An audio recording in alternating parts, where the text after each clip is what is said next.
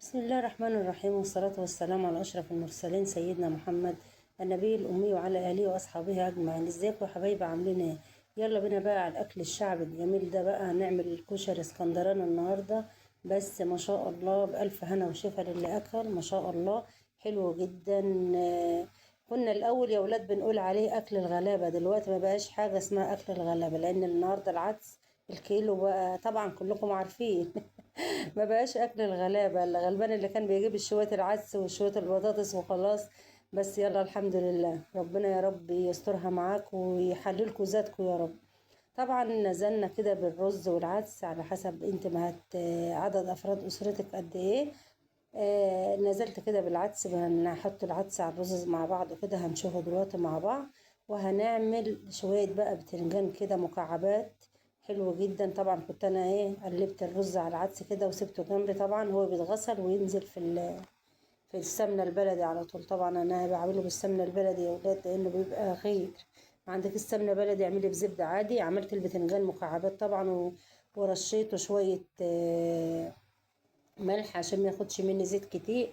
الطاسه قافله قافله الاضاءه خالص، معلش. بس الطاسه دي زي ما انتوا عارفين دي ايه، ايه دي بقى في المطبخ، ايه دي اليمين في المطبخ، الطاسه دي ما شاء الله عليه.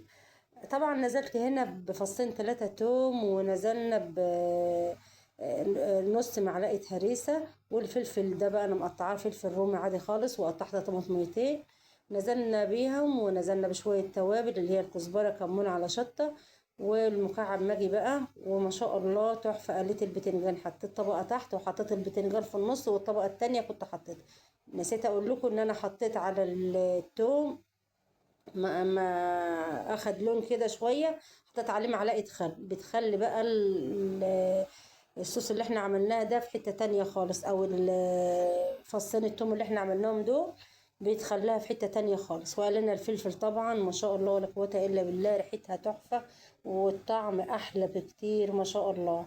حلوه جدا، احسن ما تعملي توم على طماطم على ده. لا ده انا قلت ده احسن من المعلقه. طبعا ضحكت عليا ونزلت في الحله. طبعا حطيت معلقه سمنه بلدي، وحطيت عليها شويه زيت. نزلت كده بالعدس والميه كانت مغليه جنب حطيتها. طبعا حمرنا طبق بطاطس جنبنا، انا مش حابه اطول عليكم الفيديو خالص. حمرت طبق البطاطس ده، حمرت وراها البيض زي ما احنا شايفين كده. بسم الله ما شاء الله. اللايك والشير يا حبايبي، اللي مش عندي ينورني. عندي كل حاجه حلوه في قناتي، خشوا على قناه اليوتيوب وشوفوها ما شاء الله. الفيديوهات كلها حلوة جدا، حاجات بسيطة على قد الايد. ما ننساش نصلي على النبي كتير يا حبايب قلب. اللهم صل وسلم وبارك على سيدنا محمد وعلى آله وأصحابه أجمعين. اللايك والشير يا حبايبي. الفيديو بتاعي عجبكم حطوا لايك، والاشتراك طبعا في القناة دي والقناة دي يا حبايبي. يا رب يسعدكم يا رب، ويا رب أكون بفيدكم بفيديوهاتي.